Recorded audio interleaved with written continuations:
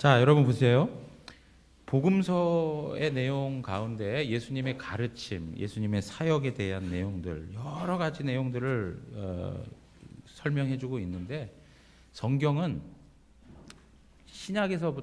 구약에서부터 신약까지 전부 다 예수 그리스도를 말씀하고 있습니다. 우리 요한복음 5장 39절 말씀 보시면, 요한복음 5장 39절, 너희가 성경에서 영생을 얻은 줄 생각하고 성경을 연구하거니와 이 성경이 곧 내게 대하여 증언하는 것이라, 그렇게 말씀하고 있습니다.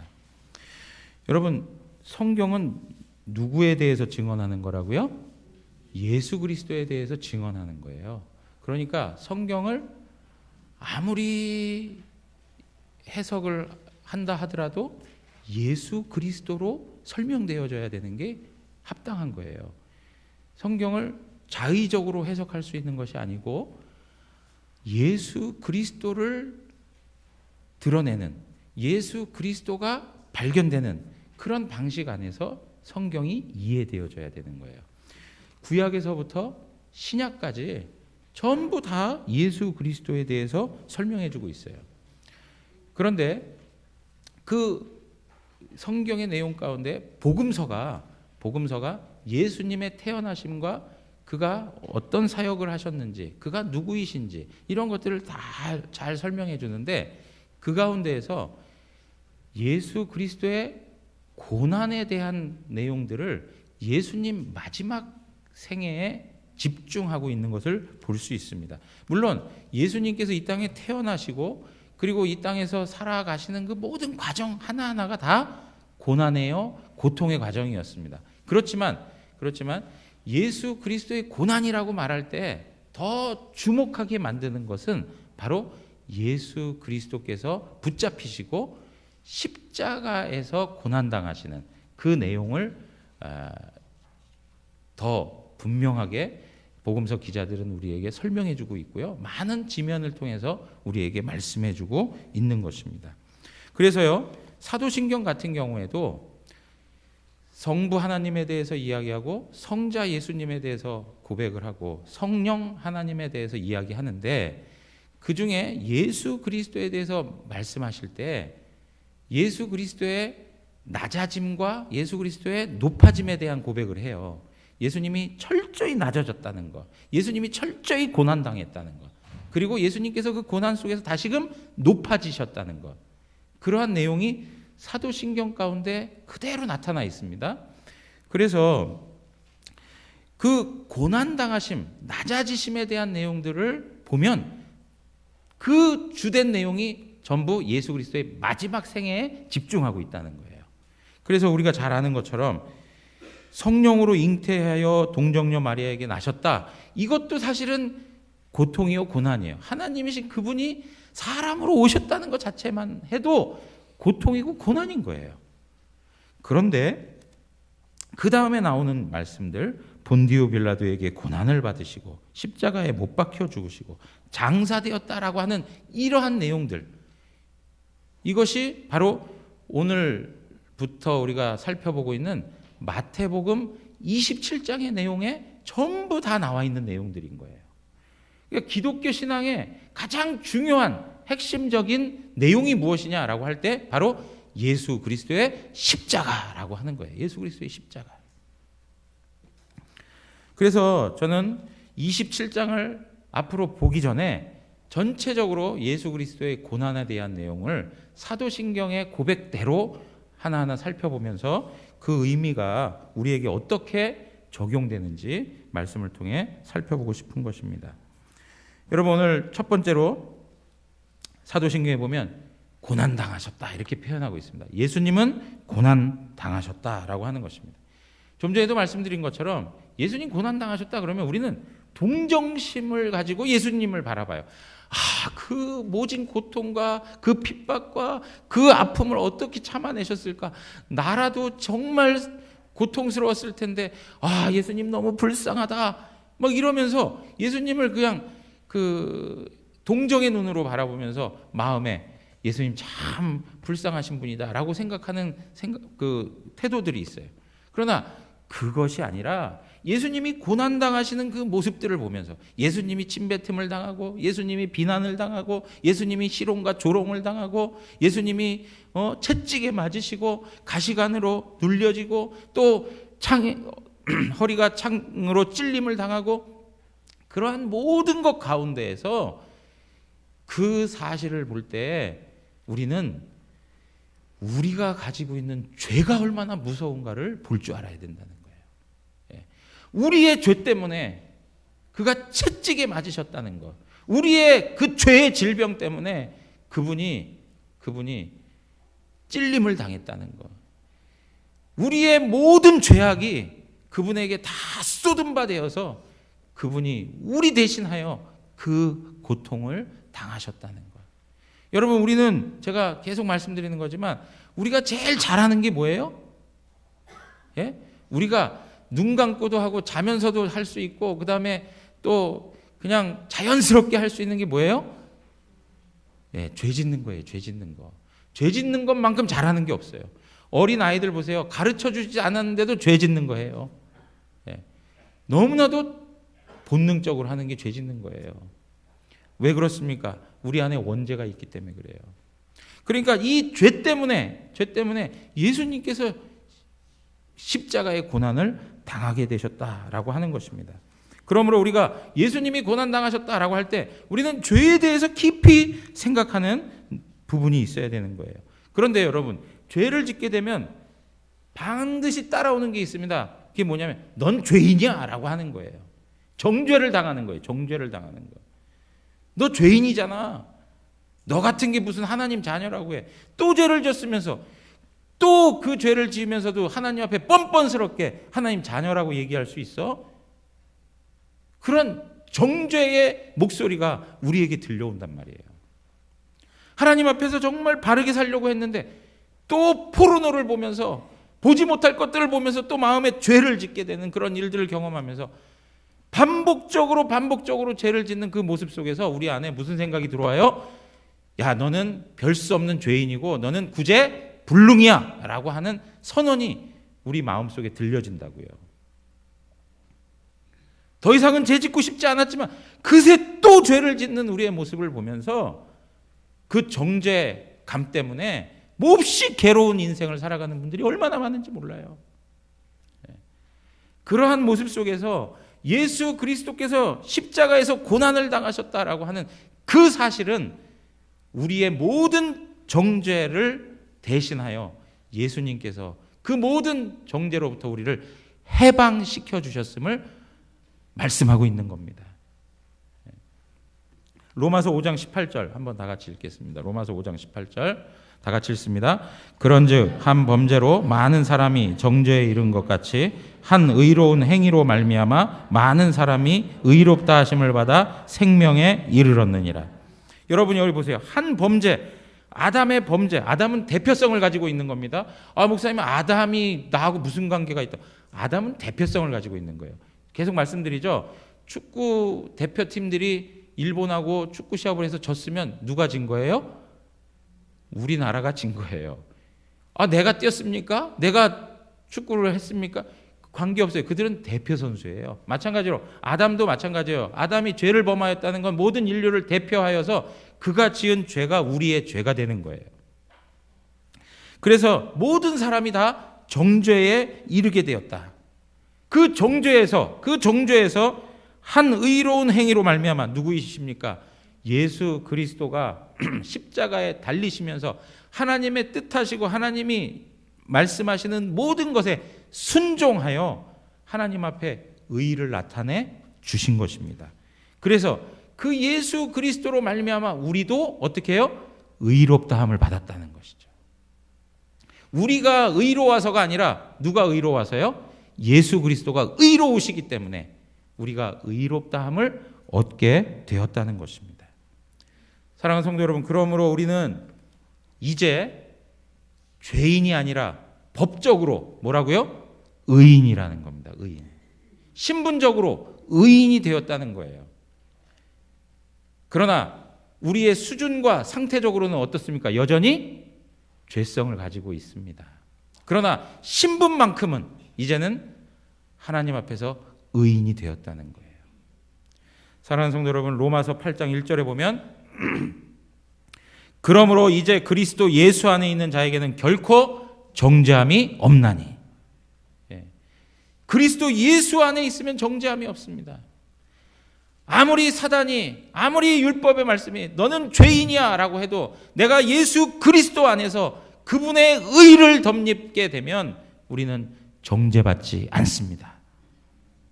그러므로 여러분들 마음 가운데 죄로 인하여 정죄받는 그런 감정을 가지고 살아가시는 분들이 있다면 오늘 이 시간에 주 예수 그리스도를 바라보십시오.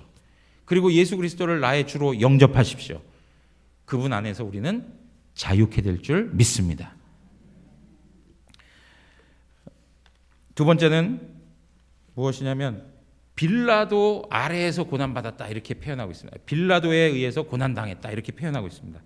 여러분 우리 신앙고백서에 보면 본디오 빌라도에게 고난을 받으사 이렇게 표현하고 있는데 실질적으로 영어를 보면 우리 영어 한번 보여주실래요? 영어를 보면 언더라고 이렇게 쓰여져 있습니다. 빌라도의 통치권 아래에서 심판을 받았다라고 얘기하시는 거예요. 빌라도의 통치권 아래에서. 빌라도에 의해서 고난을 당한 게 아니라 빌라도의 재판권 아래에서 심판을 받았다, 재판을 받았다 이렇게 말씀하고 있습니다. 여러분 이렇게 사도신경에 보면 사람의 이름이 나타납니다. 두 명이 나타납니다. 누군지 아시죠? 지금 빌라도하고 마리아가 등장합니다. 마리아에 의해서 나시고 빌라도에 의해서 고난을 당하셨다 이렇게 표현하고 있어요. 이러한 모습 속 이러한 내용들이 우리에게 전달해 주는 의미는 뭐냐면 예수 그리스도의 재판과 예수 그리스도가 고난 당하시고 십자가에 죽으신 사건이 허구가 아니고 신화가 아니고 사람들이 만들어내고 짜낸 말들이 아니고 역사적 사실에 기인한다는 거예요. 역사성을 가지고 있다는 걸 이야기하는 거예요. 그 당시에 로마 지배 속에서 유대를 통치하고 있었던 총독이 바로 본디오 빌라도였다는 것이 역사적 자료 가운데 있습니다. 그러므로 예수 그리스도께서 고난을 당하셨다는 것, 예수 그리스도의 역사성, 이것은 분명한 사실이라는 것입니다. 이러한 내용에 있어서 신약성경에서 또 다른 표현들이 있죠. 이런 역사성을 강조하기 위해 예수님이 태어나실 때 아우구스도에서 명령이 떨어집니다. 뭐 하라는 명령이 떨어지죠? 다 호적을 하라, 인구조사를 하라 하는 명령이 떨어져서 요셉과 마리아가 어떻게 해요? 베들레헴으로 가게 되는 일들이 생겨나는 것이죠. 이런 모든 것들이 전부 예수 그리스도의 탄생도 역사, 사실적인 것에 그 의미를 두고 있다는 것을 분명히 말해주고 있는 것입니다. 사랑하는 성도 여러분, 이러면서 또 하나 빌라도의 심판을 예수님께서 감당하셨다라고 할 때 빌라도가 이야기하는 게 무엇이었습니까? 이에게서 아무런 죄를 찾아볼 수가 없다라고 하는 것이었습니다. 예수님은 죄가 없으신 분이었습니다. 예수님은 무죄하여서 그 심판대에 서실 이유가 없는 분이었습니다. 그런데 누구의 죄 때문에요? 우리의 죄, 나의 죄. 나의 죄 때문에 예수님이 대신 심판대에 서신 것입니다. 이 사실은 역사적 사실이라는 것을 말씀드렸어요. 그죠? 예수님이 빌라도의 그 통치권 아래서 심판권 아래서 재판을 받으셨다는 게 역사적 사실이다라고 하는 것을 분명히 드러내주고 있는 것처럼 훗날 하나님에 의해서 이 땅에 하나님의 심판이 이루어질 것을 말씀해주고 있는 것이에요. 빌라도의 심판이 역사성을 가지고 있는 것처럼 하나님의 심판이 역사적으로 이루어지게 될 줄 믿습니다. 그렇기 때문에 그 하나님의 심판이 너무나도 두렵고 엄중한 것이죠. 그런데 그 심판에서 예수님이 우리를 대신하여 무죄한 모습 속에서 우리의 죄를 다 가지고 심판을 당하셨기 때문에 우리는 정작 하나님의 심판에서 우리는 자유하고 무죄하고 하나님의 심판을 두려워할 일이 없게 되었다는 것입니다. 사랑하는 성도 여러분, 하나님께서 예수 그리스도를 심판대에 세우셔서 주신 은혜가 바로 이 엄청난 은혜가 있다는 것을 기억하시면서 앞으로 우리에게 올 심판에 대해 두려워할 일이 아니라 하나님께 은혜 받은 바 하나님이 주신 그 풍성한 사랑과 긍휼과 자비를 삶 속에서 고백하면서 은혜 받은 성도로서의 삶을 온전히 살아가야 될 줄 믿습니다. 요한복음 5장 24절 한번 선포하면서 읽었으면 좋겠습니다. 5장 24절입니다. 내가 진실로 진실로 너에게 이르노니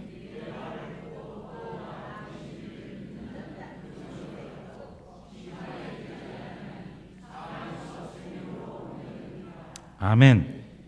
영생을 얻었고 심판에 이르지 아니한다. 사망에서 생명으로 옮겨졌다. 여러분 믿으십니까? 네. 이런 은혜를 우리가 누리고 사는 것입니다. 세 번째, 십자가에서 죽으셨다라고 하는 것입니다. 십자가. 여러분 계속 말씀드렸지만 십자가 처형은 그 시대에 최악의 흉악범들에게 지어지는 처형 방법이었습니다. 유대인들을 생각해 볼 때 유대인들의 모습 속에서 보면 십자가 형벌은 정말 혐오스러운 거예요. 혐오스러워요. 왜 그러냐? 나무에 달린 자는 하나님께 저주가 됐다라고 말씀하고 있거든요. 자, 신명기 말씀 보겠습니다. 신명기 21장. 사람이 만일 죽을 죄를 범함으로 내가 그를 죽여 나무 위에 달거든 그 시체를 나무 위에 밤새도록 두지 말고 그날에 장사하여 내 하나님 여호와께서 내게 기업으로 주시는 땅을 더럽히지 말라. 나무에 달린 자는 하나님께 저주를 받았음이니라. 나무에 달린 자는 하나님께 저주를 받았다라고 하는 것을 의미해 준다는 거예요. 그런데 예수님이 지금 어디에 달리셨어요? 나무에 달리신 거예요. 나무에 달리신 거예요. 그러니까 예수 그리스도는 하나님께 저주가 되신 거예요. 하나님께 저주가. 왜 하나님으로부터 저주를 받아야 됐느냐? 우리 인생들이 하나님 앞에 저주받은 자였었기 때문에 예수님이 대신하여 저주를 받으신 거예요. 자, 갈라디아서 3장 10절입니다. 우리 다 같이 한번 읽겠습니다. 갈라디아서 3장 10절. 무릇 율법 행위에 속한 자들은 저주 아래 있나니 기록된 바 누구든지 율법 책에 기록된 대로 모든 일을 항상 행하지 아니하는 자는 저주 아래 있는 자라 하였음이니라. 율법의 행위대로 하지 않으면 저주 아래 있는 거예요. 여러분 십계명의 내용 신의 안부 살간도 거탐 십계명에 있는 그 내용이요. 그 모든 것을 지켜낼 수 있는 사람이 있습니까? 나와보세요. 제가 진짜 하나님으로 모시고 살게요. 예? 정말 없습니다. 그런 사람이 없어요. 하나님의 율법을 이루지 못하는 모든 사람들은 다 하나님의 저주 가운데 있는 거예요. 여러분 하나님께서 사람을 지으셨을 때 하나님의 형상과 모양대로 지으셨어요. 그리고 하나님께서는 그 사람하고 함께 하길 원하셨어요. 하나님이 사랑하는 대상이었다고요. 그런데 하나님 앞에 범죄하고 난 인생은 하나님 앞에서 하나님이 보실 때 혐오의 대상이에요. 저주의 대상일 수밖에 없는 거예요. 그런데 그 저주의 대상인 인간을 대신하여 예수 그리스도께서 십자가에 달리셨다는 것입니다. 갈라디아서 3장 13절 가서 보시면 그리스도께서 우리를 위하여 저주를 받은 바 되사 여기 말씀하고 있잖아요. 그리스도께서 우리를 위하여 저주를 받은 바 되사 율법의 저주에서 우리를 어떻게 하셨다고요? 속량하셨다. 우리를 구원하셨다라고 얘기하고 있어요. 율법의 저주에서 우리를 구원하셨다.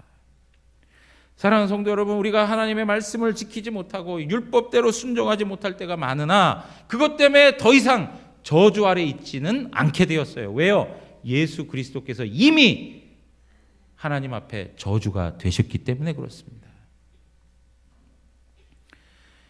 우리의 삶에 있어서 우리 인생을 저주하는 분들이 꽤 있어요.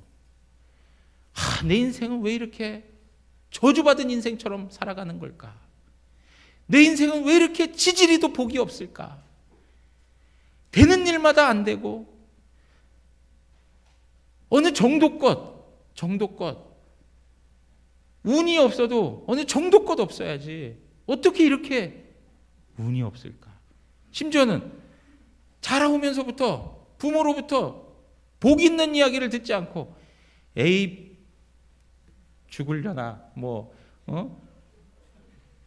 전부 그런 욕이 있잖아요. 욕. 예? 빌어먹을 거사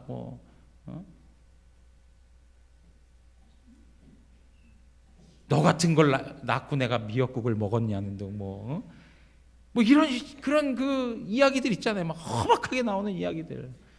그래서 어린 마음에서부터 점점 그 저주와 그 인생에 복이 없다는 것을 자기 자신도 막 받아들이고, 그래서 거기에 묻혀서 살아가는, 내 인생은 정말 저주받은 인생이라고 생각하는 분들이 있더라고요.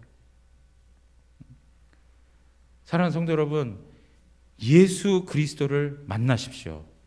그리고 예수 그리스도를 믿으시면 예수 그리스도 안에서 그 모든 저주에서 해방되는 줄 믿습니다. 하나님께서 우리를 귀하게 보신다고요. 하나님께서 우리를 하나님의 형상과 모양대로 아름답게 보신다고요. 보시기에 어떻다고요? 좋았더라. 심히 보시기에 좋았더라. 우리 한 사람 한 사람을 보면서 귀하게 여기시고 우리와 함께 하기를 원하시고 우리와 교제하기를 원하시고 우리와 사랑 나누기를 원하시는 분이 하나님이세요.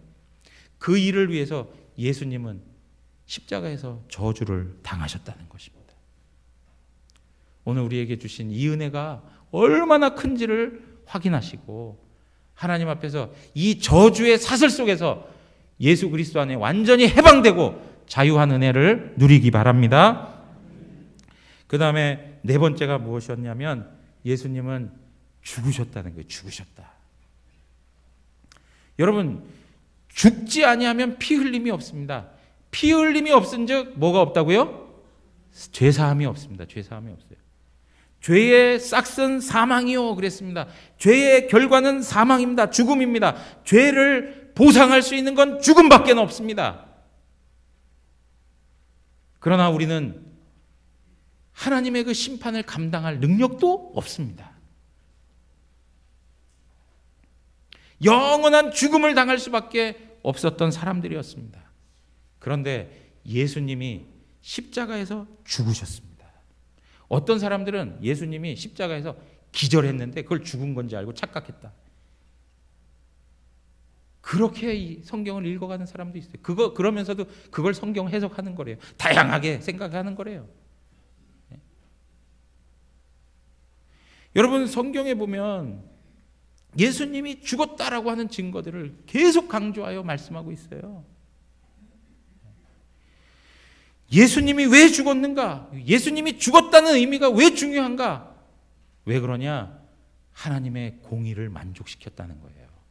죄에 대한 그 보상은 죽음으로만 해결될 수 있기 때문에 어느 누구도 죽음으로 다른 사람을 살릴 수 없는데 예수 그리스도는 자기 자신이 죽어주심으로 말미암아 결국에 하나님의 선택한 백성들을 살려내셨다는 것입니다. 사랑하는 성도 여러분, 우리를 대속하신 것은 이 세상에 금이나 은이나 없어질 것으로 된 것이 아니고 흠없고 점없는 어린 양 되시는 존귀한 예수 그리스도의 보혈, 피로 말미암아 된 것이라. 예. 그러므로 여러분, 다시 죽을 일이 있습니까? 없습니까? 죽을 일 없다는 거 확신하십니까? 예. 여러분 보세요. 우리 목사님 육체적으로 우리 다 죽는데요. 죽습니다. 그러나 그것으로 끝나지 않습니다. 우리 주님께서 영원한 하나님 나라에 새로운 육체를 우리에게 주시고 영생하게 하십니다. 예, 영생하게 하세요. 그리고 마지막으로 오늘 보면 장사되었다 이렇게 얘기합니다. 예수 그리스도의 죽으심이 얼마나 완전한지를 설명해 주고 있어요. 완전하며 실제적이라고 하는 것을 말씀해 주고 있어요. 무덤 속에 완전히 파묻힌 거예요. 무덤 속에 완전히 갇힌 거예요. 예수 그리스도께서 완전히 죽었다는 것, 예수 그리스도의 죽음의 완전성과 실제성을 우리에게 보여주고 있는 거예요. 예수님의 고난과 죽으심과 관련해서 여러 사람들이 등장하는데 그 중에 아주 귀한 사람이 등장합니다. 누군지 아십니까? 아리마대 요셉이라는 사람입니다. 그 사람은 자기의 무덤을 누구에게 제공했습니까? 예수님에게.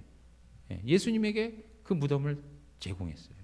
이러한 과정들을 통해서 성경이 우리에게 말씀하고자 하는 바는 뭐예요? 예수 그리스도는 완전히 죽으셨다는 거예요. 완전히 죽으셨다.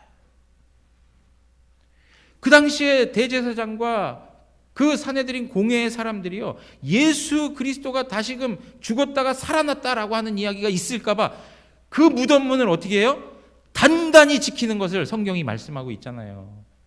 군사들을 시켜가지고 조금도 틈 없이 그걸 지켜내라 라고 얘기합니다. 그런데 그 무덤에서 예수님이 다시금 살아나셨다는 것이죠.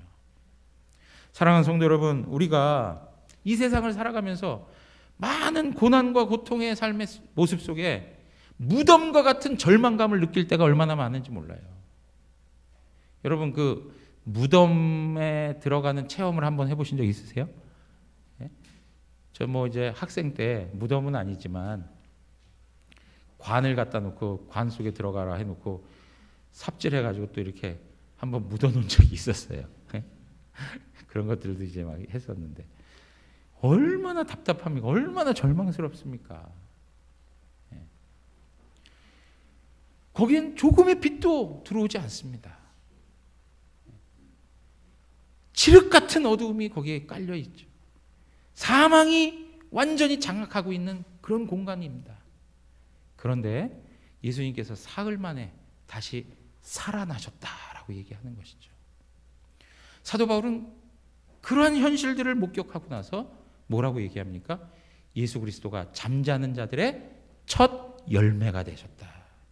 첫 열매가 됐다라는 얘기는 앞으로 계속되는 열매가 있다는 것을 전제한 말이죠. 사랑하는 성도 여러분, 예수 그리스도가 죽었다가 살아나신 것 또한 역사적 사실입니다. 그리고 그 역사적 사실이 우리에게도 적용될 줄 믿습니다. 그러므로 우리는 이 세상을 살아가면서 가장 절망스러운 게 뭘까요? 우리 죽음밖에 없어요. 그 죽음의 문턱에서도 우리는 산소망을 가지고 살아가는 하나님의 자녀들입니다. 산소망을 가진 자들이에요. 그러니까 무덤 같은 그런 절망이 우리의 삶에 다가올 때마다 우리가 살아계신 하나님, 우리를 위하여 죽으셨다가 다시 살아나신 예수 그리스도를 바라볼 때 우리의 마음 가운데는 소망이 넘쳐나게 될 줄 믿습니다. 예수를 바라볼 때마다 소망이 생겨나는 거예요. 예수 그리스도를 만남으로 말미암아 인생의 절망길에서 절벽 같은 인생에서 떨어질 수밖에 없는 그러한 상황 속에서도 다시금 그의 마음이 회복되어 소망을 가지고 인생을 살아가는 그러한 변화된 심령들이 얼마나 많습니까? 오늘 우리 대구 영원교회 모든 성도들 가운데 이러한 소망이 넘쳐나기를 주님의 이름으로 축복합니다. 소망이 넘쳐나요. 사랑하는 성도 여러분, 오늘 이러한 말씀들을 다시 한번 생각해 보시면서 우리가 하나 생각해야 될 한 가지가 더 있는데, 그게 무엇이냐면 예수님께서 이 모든 고난의 과정들 하나하나, 예를 들면 십자가에 손과 발이 못 박히는 것 하나하나 다 하나님의 계획과 인도하심 속에 순종하신 일입니다. 순종하신 일이에요. 하나님께서는 예수 그리스도가 오시기 이전에 구약 성경의 여러 사건들과 여러 사람들을 통해서 하나님의 구원 계획을 알려주셨어요. 요셉의 고난의 삶을 통해서도 하나님의 구원 역사를 알려주셨고요. 욥이라고 하는 사람의 인생 속에서도 어마어마한 고난을 그에게 퍼부으셔가지고 하나님의 구원이 무엇인지를 설명해 주셨어요. 예레미야 같은 사람들도 정말 눈물의 선지자예요. 끊임없이 흘러내리는 눈물을 주체할 수 없을 정도로 그 시대의 고통을 맛보면서 하나님의 구원 진리들을 설명해 갔던 선지자들이었어요. 여러분, 호세아는 어떻습니까? 일생에 한번 태어나는 것 같으면 내 스타일의 여자, 정말 내가 마음에 드는 사람과 결혼해서 사랑을 나누고 싶지 않겠습니까? 그런데 하나님께서 하나님의 사랑을 보여주라고, 하나님의 구원 역사를 보여주라고 매일같이 바람피는 여자를 아내로 삼으라고 하시는 거예요. 아, 왜 접니까, 하나님? 왜 내가 바람피고 맨날 불결한 여인을 다시금 내 아내로 삼아가지고 그에게 내 사랑을 나타내야 됩니까? 이런 항변과 하소연 할 만하지 않겠습니까? 왜 나한테 이런 고난을 주십니까? 한 번 사는 인생을 이렇게 살아야 되겠습니까? 항변할 수 있지 않겠어요? 그런데 그 모든 믿음의 사람들은 하나님의 구원 계획들을 이 세상 가운데 드러내기 위하여서 그대로 하나님 앞에 순종해가며 하나님의 뜻을 이루어 왔습니다. 그리고 최고의 절정이신 예수 그리스도가 십자가에서 고난당하시면서 그 모든 하나님의 뜻과 하나님의 약속을 온전히 성취하셨습니다. 오늘 그 은혜를 인하여서 우리에게 하늘의 엄청난 복을 우리에게 허락해 주신 것이죠. 그러면 오늘날 우리를 통해서도 하나님께서는 하나님의 구원 역사들을 이루어내기 원하시죠. 그래서 우리로 하여금 고난의 환경에 두실 때가 있어요. 답답한 환경 속에 처하게 하실 때가 있어요. 우리의 삶의 여건과 조건이 우리의 마음을 불편하게 하는 그러한 곳에 우리를 가둬두실 때가 있어요. 그러할 때 그 믿음의 선배들이 자신들의 삶을 헌신하며 하나님 아버지 앞에서 그 말씀을 이루어 갔던 것처럼 예수 그리스도가 십자가의 고난을 당하면서 하나님의 구원 역사를 온전히 이루어내셨던 것처럼 오늘 우리의 삶에 있어서도 철저히 순종하고 순종함으로 말미암아 하나님의 구원 역사와 구원의 계획들을 이 세상 가운데 흘러보낼 수 있는 하나님의 사람들로 살아가시기를 주님의 이름으로 축원합니다. 다 같이 일어나겠습니다.